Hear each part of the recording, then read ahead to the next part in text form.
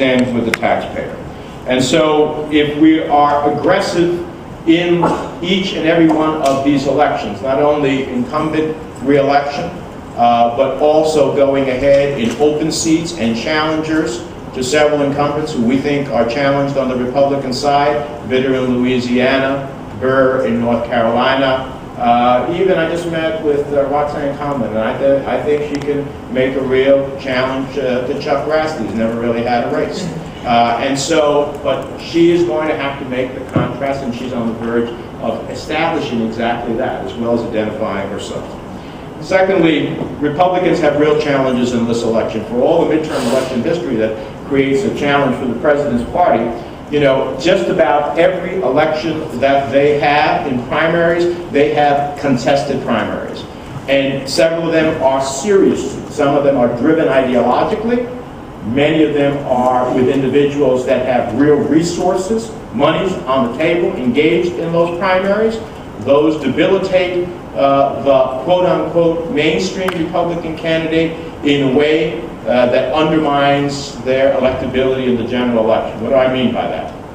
You know, when you have Carly Fiorina in California saying up and down the state that she shares Sarah Palin's values, may be good for the primary election, not so good what that means in the general election. When you have Kelly Ayotte in New Hampshire looking for Jim DeMint's endorsement, may be good for the primary election, not good for the general election.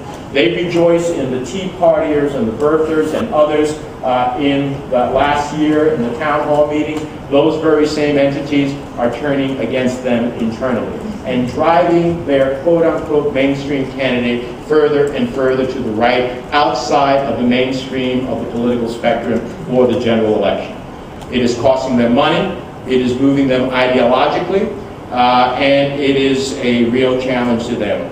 Secondly, in addition to that reality, they have a set of circumstances at a time in which people are seeking real change. The universe of their candidates is ultimately the face of the Republican establishment in Washington.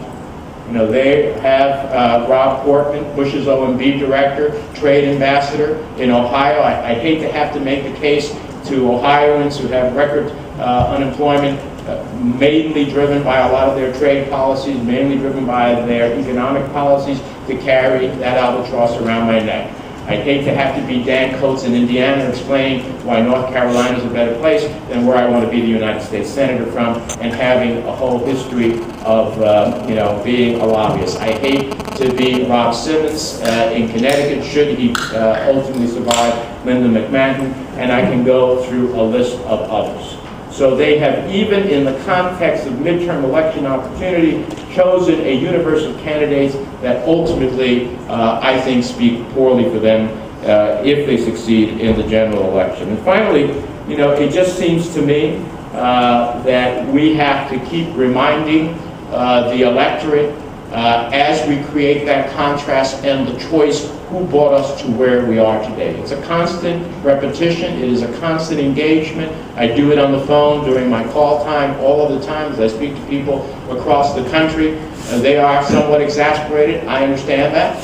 But by the same token, two things. Reminding people that this president and this Congress inherited not just the worst economy since the Great Depression. We were on the verge of a depression. And only by the actions taken with the recovery package and the omnibus package did we ultimately avoid going into a depression. As Ben Bernanke said to us as members of the banking committee, if you don't all act within 3 to 4 weeks, we'll have a global financial meltdown. That's where we were at. That's what Barack Obama inherited. He inherited that. He inherited 2 wars raging abroad, unpaid for. He inherited health care with double-digit premium increases and millions of Americans without insurance. He inherited an energy policy that sends $1 trillion abroad to countries that are despotic, wish us ill, and we give them the wherewithal to ultimately act on their despotism instead of creating a new generation of jobs here. And so take all of that. Any one of those issues individually would be an incredible challenge. The confluence of it is just an enormous agenda, challenging agenda before the country. We need to remind people who gave us that, because that's what we're going back to if we elect Republicans. And then in the midst of all of that, we also need to remind people of some of the progress we have made. You know, as I talk to people across the country, well, you haven't done anything. And I said, you know, let's take a step back for a moment. An economic recovery package that stopped us from a Great Depression, and only Democrats could provide 40% of tax cuts, and it only began to suspend the bill. A omnibus bill that began our road towards a green economy by making major investments in renewable energies. Equal pay for equal work, no longer a slogan, the law of the land. 5 million more children on federal health care, including legal permanent resident children who have been excluded by Republicans before, now the law of the land, an additional 5 million.